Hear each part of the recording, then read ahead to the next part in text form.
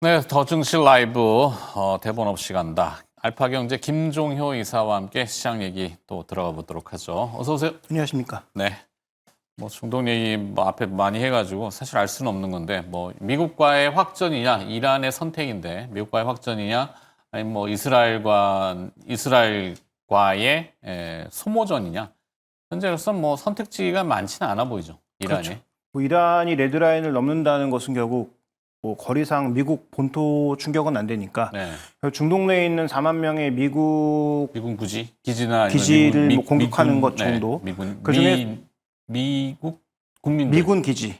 기지가 민간인 뭐 상대인데 민간인은 사실 어려울 거고. 네, 그건 너무 국제적인 압박을 더 받을 수 있고 그 미군 기지 중에서도 뭐 이라크 쪽이 상대적으로 거리상 가깝다 보니까 뭐 이제 그런 측면이 있을 텐데 그 선택은 뭐 말씀하셨다시피 굉장히 어렵고 다만 여기서 이제 우리가 현실적으로 외국인들이 오늘 시장에 대응하는 과정을 보면 뭐 원전 관련주 일부를 사고 있는 것 정도를 제외하면 거의 전방위적으로 일단 포지션을 줄이고 있단 말이죠. 그러니까 지금 매도하고 있다는 표현보다는 일방적으로 6월 달 들어서는 상방향으로 다 밀어붙였죠. 선물, 네네. 현물 전체적으로 다 윗방향으로 밀어붙였는데 지금은 전체적으로 그 포지션을 일부 좀 정리하는 모습.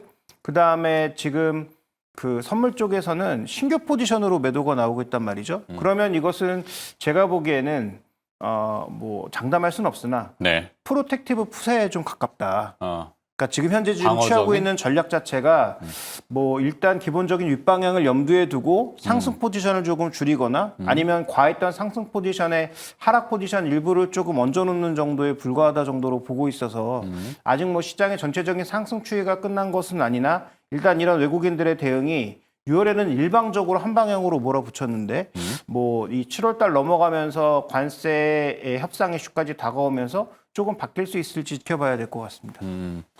일단 지금 6월 말 7월 초에 이벤트가 상당히 많이 집중되어 있는데 그건 그때 가서 다시 풀고 오늘은 일단 삼성전자와 SK하이닉스 본안으로 들어가서 네. 주가가 뭐 물론 뭐 제한적 하락 이렇게 봐야 되겠죠. 뭐 크게 크래시 다이브처럼 막 이게 군사 용어지만 크래시 다이브가 이제 급잠항이잖아요. 잠수함 이렇게 가다가 갑자기 확 들어가는 거. 주식시장, 금융시장에서는 이제 급락, 폭락, 뭐 좀 더 속된 말로 떡락 이렇게 하지만 그런 거 아니니까 오늘 이제 조용히 좀 조정을 받지만 조정받는 이유는 분명히 있죠. SK 하이닉스와 삼성전자가. 네, 아무래도 삼성전자의 낙폭이 더 깊은 것은 뭐 다 아시는 것처럼 뭐 중국향 물량에 있어서 장비 반입에 있어서 영향을 더 받는 것은 아무래도 중국에서 만들고 있는 게 레거시 쪽이다 보니까 하이닉스는 레거시 비중이 상대적으로 낮고 그다음에 대부분의 물량을 미국 쪽으로 공급하고 있는 데 비해 중국 쪽에 만약에 정말 이런 이슈로 인해서 생산이 더뎌진다면 삼성전자의 낸드 쪽이 좀 더 충격을 받지 않을까라는 그런 부담감이 있고요. 실제로 수급적으로도 참고 기준으로 보면 삼성전자에 대한 매도는 집중적으로 나오고 있는데 비해서 SK하이닉스는 참고 기준으로는 매수예요, 여전히. 그래서 이런 부분들이 지금 양쪽 종목을 조금 엇갈리게 만들고는 있는데 우리가 여기서 살펴봐야 될 건 전 두 가지로 보고 있습니다. 첫 번째, 왜 했을까를 살펴볼 필요가 있는데 결론적으로는 중국이 히토리를 풀어주지 않았잖아요. 네. 6개월간의 한시적인 시한도 두었고 네. 그다음에 업종별로 봤을 때 이거 안 돼라고 해서 분명히 조금 제한을 건 상황 아닙니까? 그러니까 미국도 그 반대급부로 뭐 하나를 걸어야 되죠.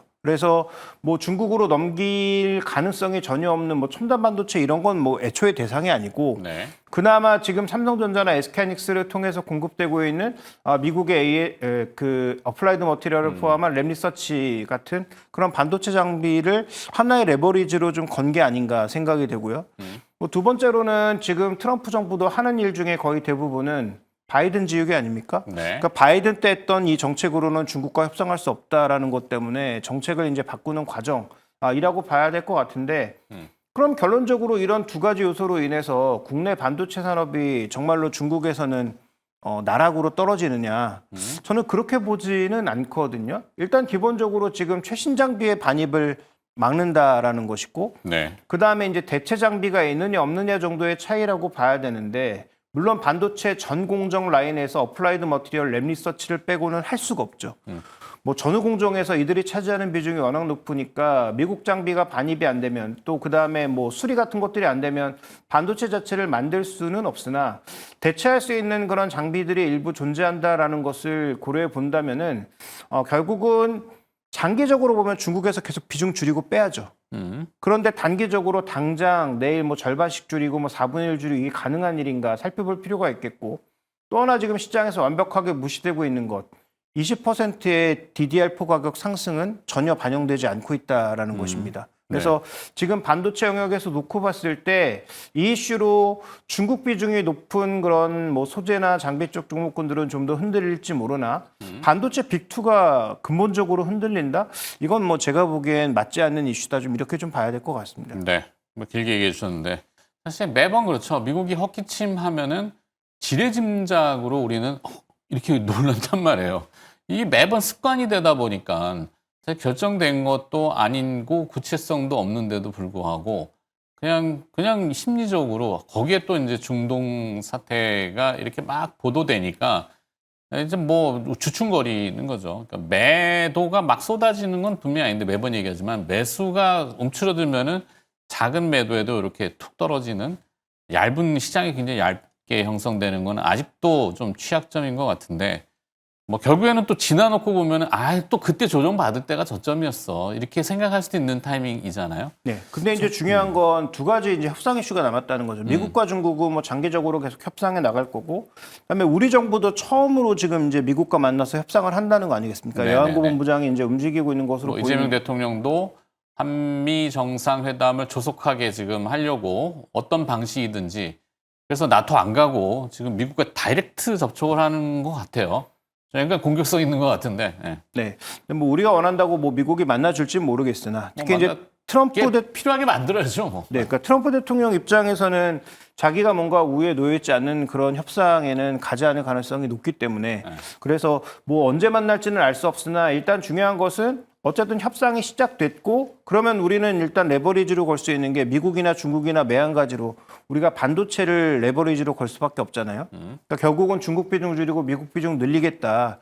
뭐 이 정도의 얘기가 오갈 것 같고 그다음에 실제로 그렇다면 뭐 중국 공장을 당장 죽이는 것이 아닌 좀 시한 정도를 남겨두는 형태 뭐 이런 형태로 뭐 협상을 이끌어낸다면 이것도 이제 긍정적일 수 있겠고 그다음에 미국도 지난번 협상에서 확인한 것처럼 히토리 없이는 아무것도 못한다라는 걸 확인했기 때문에 뭐 당장 중국을 대체해서 히토리를 만들 수 있는 그런 공장이라든지 이런 것들이 뭐 몇 개월 내에 만들어질 수 있는 것도 아닌데 그렇게 본다면 중국과도 어떤 식으로든 협상을 통해서 무언가 결과물들을 만들어 나갈 가능성이 높다는 것이죠. 그래서 저는 그 두 가지 협상 가능성을 염두에 둔다면 너무 뭐 부정적으로만 바라보시기보다는 전혀 부정적이지가 않는데 제가 봤을 때는. 네, 일단 지금 뭐 오히려 조정을 좀 즐길 만한 필요도 있겠다. 네. 뭐 물론 삼성전자 같은 경우엔 지수 3천 올라왔는데 올라온 게 없으니까 그렇죠. 뭐 보면 화가 나실 가능성이 높겠지만 기간적으로 보면 DDR4 가격도 뭐 견조하게 유지되고 그럼요. 있고 네. 그다음에 뭐 신제품들도 뭐 줄줄이 대기하고 있는 상황이고 그다음에 뭐 최근 들어서 아시다시피 뭐 여러 가지 계약들이 나오고 있지 않습니까? 네. 그래서 사업 부문 전체가 최소한 더 나빠질 건 별로 안 보인다라는 관점에 접근이 필요할 것 같습니다. 그렇죠. 그러니까 사실 뭐 미국이 저렇게 하는 거야. 미국 내 생산을 더 늘려주고 우리한테 좀 뭐 더 비중 더 이런 거랑 뭐 노골적인 건데 우리한테는 또 기회가 충분히 엄청난 기회가 있을 수 있다. 한때 우리 왜 한일 뭐 화이트리스트 때문에 말하고 국산화 막 서두르고 그랬잖아요. 소부장 얘기했었죠. 뭐 지금도 오히려 미국의 물론 첨단 장비들 좋죠. 절대적인 장비들이 많지만 왜 우리가 못해? 할 수 있는 것들이 있는데 대체할 수도 있거나 우리가 개발해 놓으면 우리의 힘이 커지잖아요. 그런 기업들이 이제 속속들이 나타날 거라고 보고 뭐 이재명 정부 하에서는 충분히 가능성이 있다. 그래서 저는 굉장히 좋은 기회라고 생각을 하고 싶은 제 개인적인 생각. 네, 그다음에 또 이제 정부의 정책 방향에 대해서 언론들이 제시하고 있는 것이 우리가 그동안 너무 비메모리하고 메모리, 그러니까 제조 쪽으로만 너무 올인하지 않았냐. 네. 그러면 지금부터는 AI 뭐 소프트웨어라든지 솔루션 뭐 이런 것들도 물론 중요한데 그런 반도체 설계를 포함한 다른 쪽 영역, 특히 뭐 중국이나 우리나 모두 마찬가지인 게 뭐 케이던스 같은 그런 반도체 제조 프로그램이 없으면 과연 반도체를 만들 수 있을까? 이런 부분도 우리가 생각하게 되잖아요. 그러면 우리가 그동안 비어있던 그런 자리들에 대한 추가적인 정부 쪽의 재정 지원, 그다음에 관련된 소프트웨어 기업들이나 서비스 기업들에 대한 추가적인 업그레이드 이런 것들이 좀 분명히 필요하다라는 거죠. 그래서 중국도 반도체 설계 기업을 국가적으로 육성해서 화웨이 같은 경우가 꽤 올라왔지 않습니까? 물론 네네. 뭐 엔비디아나 최상위 업체에 비길 정도는 아니지만 꽤 올라온 게 사실이기 때문에 우리도 그런 업체들을 내부적으로 좀 키워낼 필요성이 분명히 있어 보이고 뭐 그런 차원에서 아직 뭐 상장되어 있지는 않지만 뭐 프리오사 AI를 포함한 이쪽의 설계 기업들의 추가적인 육성은 아마 정책적으로도 계속 진행되지 않을까 이렇게 좀 봐야 될 것 같습니다. 우리 잘하는 거 많은데. 예. 뭐, 좀 더 얘기하면 뭐 하여튼 뭐 본딩 장비 늘 얘기하지만 본딩이라 그래서 그렇지.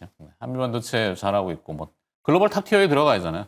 거기에 이제 하이브리드 본딩, 플러스리스 본딩, 하이브리드 본딩. 본딩으로 어차피 뭐 후공정 쪽, 우리가 선공정의 선단 공정으로 말씀하신 대로 뭐 암 테크놀로지에 뭐 설계 도구가 없어가지고 그리기가 어렵다 그러면은 후공정을 잘하면 거기에 막 집중해야 하는 전략도 국가 전략 산업으로는 굉장히 좋지 않을까? 그렇죠. 후공정이 중요해진 건 HBM 시대로 오면서 그러니까 그렇죠. 소위 이제 2나노, 1.8나노, 1.4나노로 떨어지는 그 공정의 수율을 올리고 공정의 단계를 올리는 것 자체가 어려워지다 보니까 후공정이 중요해진 거잖아요. 네. 그러니까 선단 공정이 빨리빨리 나가서 지금 뭐 예정대로 1.4나노 이렇게 갔으면은 아마도 후공정이 지금처럼 그렇게 중요해지진 않았을 겁니다. 그러니까 앞에 처리 속도가 늦어지니까 발열이 커지는 거고 그다음에 뭐 올릴 수 있는 그런 데이터의 속도를 올리기 위해서 계속 이제 HBM으로 쌓는 그런 형식으로 간 것이기 때문에 후공정의 중요성도 우리가 당연히 봐야죠. 그래서 뭐 글로벌 기업인 뭐 암코라든지 이런 기업들도 봐야 되지만 소위 이제 후공정의 특징이 얼마나 스택을 잘 쌓느냐가 하나의 포인트고 하이브리드 공정으로 가게 되면 HBM4부터는 다이에다가 직접 이제 HBM을 쌓는 형태로 가을 수 있기 때문에 네. 뭐 본인과 관련된 중요성은 앞으로도 높아질 수 있으니까 그런 부분도 잘 우리가 살펴봐야 되겠죠. 네. 자, 1분 안에 마무리 좀 전략, 그리고 또 어떤 기업을 또 집중한다? 뭐 이런 거 있나요? 근데 결국은 지금 그 민감하게 움직이는 종목들만 뭐 삼성전자 같은 종목은 여러 번 강조드렸으니까 뭐 주성엔지니어 같은 종목들이 좀 민감하게 움직이고 있거든요. 네. 중국 비중이 너무 높아요. 지금 너무 높아져서 지금 막 흔들리고 있는데 이런 종목군들은 저는 추가적인 조정이 있을 때 두려움을 가질 필요가 있을까? 왜냐하면 ALD라고 하는 장비는 나름 꽤 기술력을 보여주고 있으니까 네. 이런 기업들의 추가적인 조정은 이어지겠지만 조정이 멈추는 순간부터는 여전히 좀 관심이 필요하지 않나. 중국이든 미국이든 관심을 가질 수 있는 그런 기업들에 대해서 한번 관심을 가지시는 건 중요해 보입니다. 네. 자, 역공이라고 하죠, 역공. 네. 하여튼 뭐 오늘 조정받을 때 오히려 또 한번 들여다볼 필요도 있는 것 같아서 더 증시 라이브 오늘 오후장 투자 전략 반도체 짚어봤고요. 알파경제 김종효 이사가 수고를 해주셨습니다. 고맙습니다.